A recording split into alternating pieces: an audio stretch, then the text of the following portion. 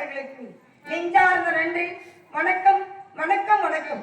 முருகா முகுதா mall மருகா துஷ்டர்களை சங்கரித்து இஷ்டர்களுக்கு அருள் புரியும் மறந்தாமனின் மருகா முண்டவனா மூத்தவனா அனைவருக்கும் முதல்வன விளங்கும் கணபதிக்கு பின் பிறந்தவா முருகனே செந்தில் முதல்வனே மகன் மருகனே உனது அருளால் எப்போது மறவாதவானும் எங்க குறிஞ்சி நீள கொட்டவன் நம்பிக்கும் நங்கை மோகனுக்கும் மகளாக பிறப்படுத்தி வள்ளுவரிடத்தில் கல்வி கற்று கற்றவரிடத்திலும் மற்றவரிடத்திலும் என்னை பெற்றவரிடத்திலும் வேறு முகன வாங்க வைக்க வேண்டும் கந்தா கார்த்திகையா சரவணா சண்முகா ஆறுமுகா சிங்கார வேளா செந்தில் குமாரா நீதான எனக்கு எந்நாட்டு மக்களுக்கு நல்லா மொத்தம் எத்தனை வருமா?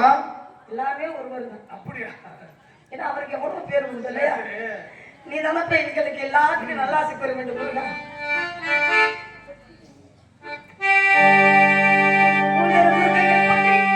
முகமொழியின் கருணை போற்றி எவ்வீரும் விதிக்கின்ற ஈரார் தோல் போற்றி தஞ்சமபடி வைகுந்தம் போற்றி அண்ணன் சேவல மயிலும் போற்றி திரிக்கவேல் போற்று போற்று உலகமே போற்று. ஏன்னா முருகனோட பெருமையை சொல்லணும் அப்படின்னா வார்த்தைகளே இல்லைங்க, எல்லையே இல்லை. அவ்வளவு ஒரு பெருமை யாருக்கு அப்படின்னா முருகப்பெருமான் மட்டும்தான் இல்லையா? ஆகையினால சத்தியம் சிவம் சுந்தரம் சரவணன் திருப்புகழ் மந்திரம் அழகன் முருகனிடம் ஆசை வைத்தே அழகன் முருகனிடம் ஆசை வைத்தே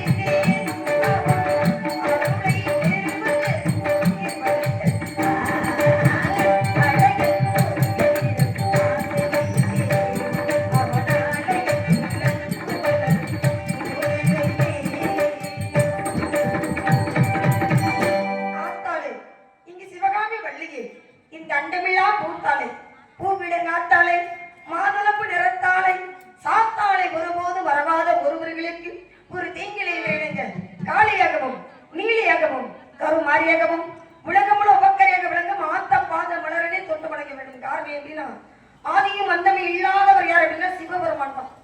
சிவனுக்கு நிகரானவர் யார்? முருகப்பெருமான் மட்டும்தான். ஏன்னா தமிழ் அப்படிங்கிற எடுத்துக்காலும் முருகன் தான்.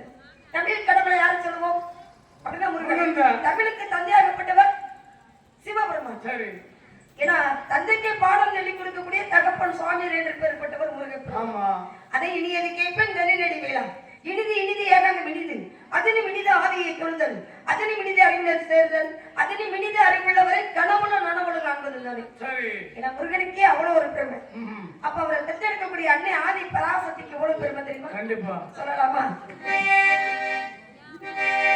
பூவாட கட்டிக்கிட்டு தாளம்பு சூடிக்கிட்டு பூவாட கட்டிக்கிட்டு தாளம்பு சூடிக்கிட்டு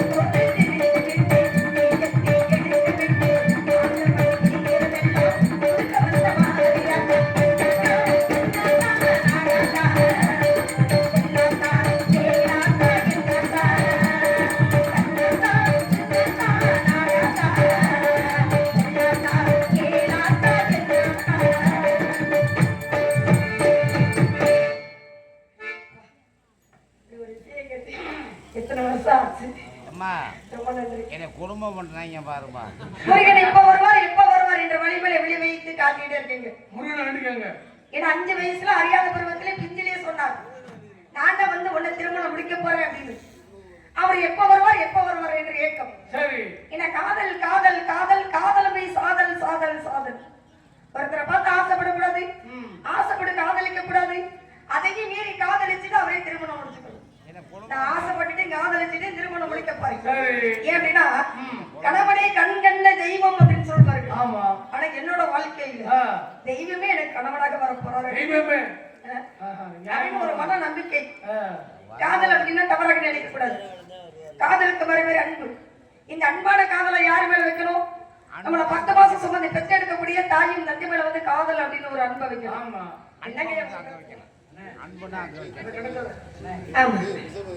ஏன் அப்படின்னா தாயும் தந்தை மேல ஏன் வந்து முதல் அன்பான காதலை வைக்கணும்? காதலுக்கு வர அன்பு. அன்பான காதல் அப்படின்னா ஏன் வைக்கணும் அப்படின்னா நம்மளை வந்து உருவாக்குறது யார் அப்படின்னா நம்மளை பெற்றெடுக்கக்கூடிய தாயும் தந்தையும் மட்டும்தான். உலகத்துக்கு முதலாக கொண்டுட்டு வந்தது யாரு? நம்மள தாயும் தந்தையும். ஆகையால அவங்களுக்கு வந்து முதல் இடத்தை கொடுத்து அவங்க மேல காதல் அப்படின்னு ஒரு அன்பை வைக்கக்கூடிய காரணம். ஏன்னா அன்று பாருங்க திருவள்ளுவராகப்பட்டவர் 1330 திருக்குறள் எழுதினாரு. அதுல பாருங்க அகர முதல எழுத்தலாம் ஆதி பகவான் முதற்றே உலகு. ஏன் அப்படின்னா தாயின் தந்தைக்கு முதல் இடத்தை கொடுத்தாரு. அதுக்கு பிறகுதான் மித்த திருக்குறள் எல்லாமே எழுதினாரு இல்லையா? அதே போல நமக்கு சொல்லிக் கொடுக்கக்கூடிய ஆசான் என்ற குருவி மேல காதல் அப்படின்னு ஒரு அன்பு வைக்கணும். நம்ம வணங்கக்கூடிய தெய்வத்து மேல காதல் அப்படின்னு ஒரு அன்பு வைக்கணும். 3வது இடத்துலதான் தெய்வத்தை வச்சிருக்காங்க. அதுக்கு பிறகு யாரு மேல வைக்கணும்? நமக்கு இரவெல்லாம் ஆட்டம் பகலெல்லாம் தூக்கம். நமக்கு என்ன நிலைமையோ அதே போலதான் காவல்துறை ஐயா அவர்களுக்கு. எந்த இடத்துக்கு எங்க வர சொல்றாங்களோ அந்த இடத்துக்கு சரியான நேரத்துக்கு அவங்க போயிடணும். அப்படிப்பட்ட காவல்துறை ஐயா அவர்கள் மேல வந்து காதல் அப்படின்னு ஒரு அன்பு வைக்கணும்.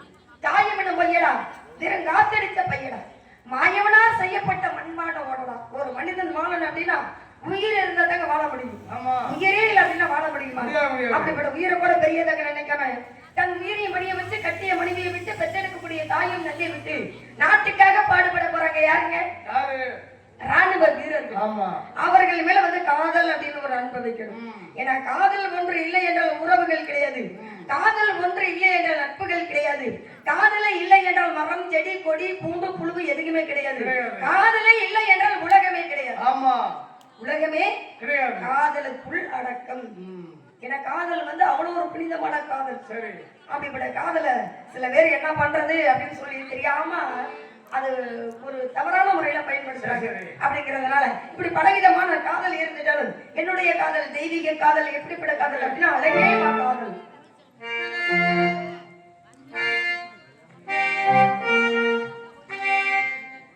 அழகேவா அழகேவா அழகேவா தலைவாவா அழகேவா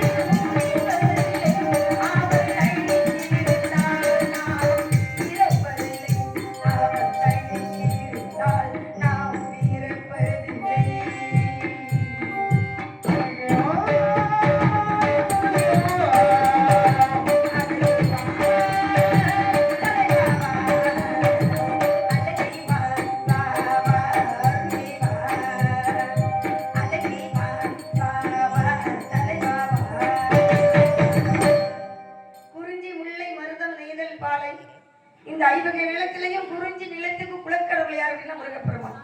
அப்படிப்பட்ட முருகனுக்காக வந்திருக்கிறேன். பாருங்க, எங்க அப்பாவுக்கு 7 குழந்தை ஆண் குழந்தையாக பிறந்துருச்சு. 7மே ஆண் குழந்தையாக பிறந்துருச்சு. நமக்கு ஒரு பெண் குழந்தை இல்லை அப்படின்னு மன வருத்தம். இந்த மன வருத்தத்தோட பாருங்க, முருகப்பெருமான் என்ன போய் நேர்த்திக்கடனாக வேண்டிக்கிட்டார். சரி, எனக்கு ஒரு பெண்ணாகப்பட்டவள் பிறந்து விட்டா அந்த பெண்ணுக்கு சரி, அந்த பெண்ணை என்ன செய்ய சொல்லணும்? என்ன செய்ய அந்த பெண்ணையே வந்து உனக்கு பணிபடை செய்ய சொல்றேன் அப்படின்னு வேண்டினார். ஆஹா. ஏன் பெண்மகள் கேட்டார் அப்படின்னா, ஒரு வீட்டுல எத்தனை ஆண்மகள் இருந்தாலும் அந்த வீட்டுல ஒரு பெண்மகளாகப்பட்டவள் இருக்கணும். கண்டிப்பா பெண்மகள் இருந்தா தான் இந்த மகாலட்சுமி அந்த குடும்பத்துல போய் குடிமையை இருப்பாங்க. ஆமா. பெண்மகள் இல்லை அப்படின்னா அந்த குடும்பத்துல மகாலட்சுமி வாசம் செய்ய மாட்டாங்க. ஆமா. அப்படி இருக்கும்போது நமக்கு 7மே ஆம்பளை பிள்ளைய பிறந்துருச்சு, பெண் குழந்தை இல்லையே சரி. அப்படின்னு வேண்டினார். வேண்டின நேரத்துல பாருங்க, வேட்டைக்கு போனார். வேட்டைக்கு போன இடத்துல வள்ளிக்கிழங்கு வெட்டின பள்ளத்துல என்னை கண்ட எடுத்துட்டாரு எங்க அப்பா, நம்பி மன்னனாகப்பட்டவர். என்னை பார்த்த உடனே அப்பாவுக்கு ரொம்ப சந்தோஷம். கிண்ணையை எடுத்து வந்து வள்ளி என்று பேர் வைத்து நானும் ஒரு மெனியும் பொழுதோறு மனமாக வளர்த்துட்டு வராரு. எந்த குறைபாடும் இல்ல. எனக்கு என்ன ஒரு செல்லம் கொடுத்து வளர்த்துட்டு வராரோ அதுல பகுதி அந்த தோலை விலை கொடுத்துட்டாரு. சரி, போனா வர மாட்டேங்கிறாளுங்க, ஆஹா. வந்தா போக மாட்டேங்கிறாளுங்க, உண்மை. வரட்டும் எதிர்பார்க்கலாம் அப்படிங்கிறதுனால அந்த செவ்வந்தி பூவை பறித்து மாலையாக கொண்டு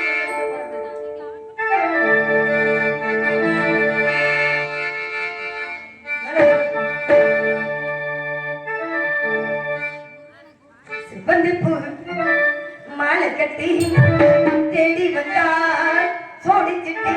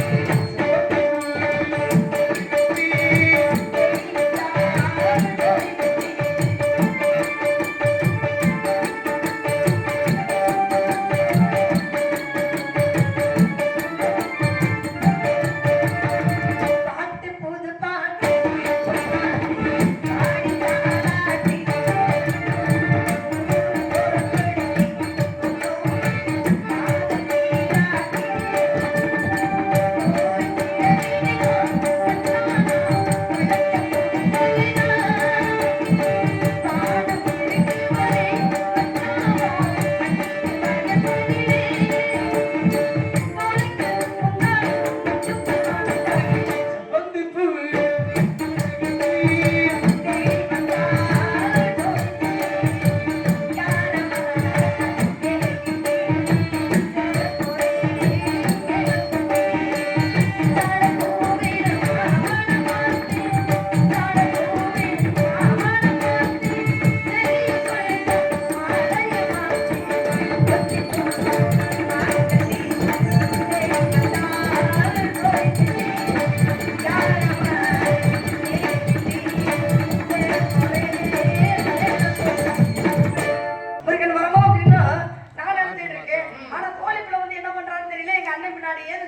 சரி. கேள்விப்பட்டேன். அவன்கிட்ட இருந்துட்டாலும் அந்த முருகனுக்கு அந்த பூ மாலையை பறித்து மாலையாக தொடுத்து முருகனுக்கு போட வேண்டும்.